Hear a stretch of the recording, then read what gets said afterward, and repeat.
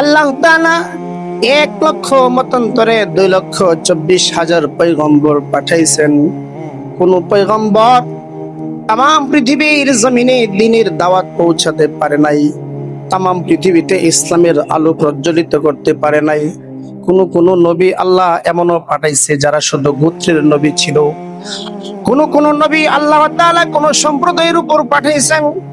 একমাত্র নবী আপনার আমার নবী হাবিবি কিবরিয়া নবী মুহাম্মাদুর রাসূলুল্লাহ সাল্লাল্লাহু আলাইহি ওয়াসাল্লাম অল্প সময়ের হায়াতে জিন্দেগিতে নবুয়তের পরের মাত্র 23 বছর জিন্দেগিতে তামাম পৃথিবীতে ইসলামের আলো প্রজ্বলিত করেছে।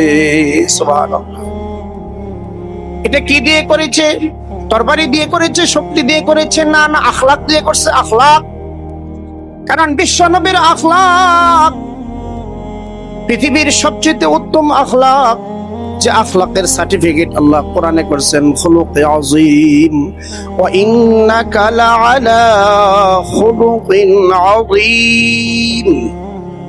বিশ্বনবীকে আল্লাহ তাআলা উত্তম চরিত্রের অধিকারী আল্লাহ বানাইছেন। এই জন্য আখলাক যার সুন্দর, আল্লাহ তাআলার কাছে তার দাম বেশি।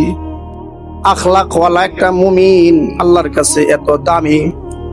সরওয়ারে দো আলম নবী হাদিসের মধ্যে বলেন, আমার মুমিন উম্মতের আখলাক যদি সুন্দর হয়ে যায় এটা আল্লাহর কাছে কত দামি।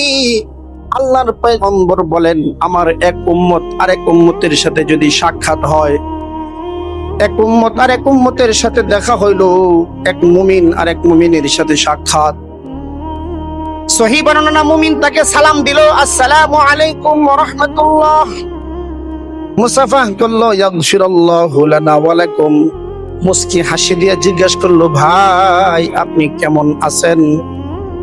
সরকারে দো আলম নবী হাদিস বর্ণনা করেছেন, এক মুমিন আরেক মুমিনের সাথে সাক্ষাতের এই সুন্দর আচরণটুকু আসমানের মালিক আল্লাহর কাছে এত দামি। বলে এক মুমিন আরেক মুমিনের সাথে এতটুকু আচরণ যদি করে আসমানের মালিক এত খুশি হয়, রাত বড় দাঁড়ায়া দাঁড়ায়া নামাজ পড়লে যতটা ইবাদত হইতো, এতটুকু সুন্দর আচরণের কারণে আল্লাহ তাআলা মুমিনের আমল নামায় এই পরিমাণ নেকি দিয়া দেন। সুবহান।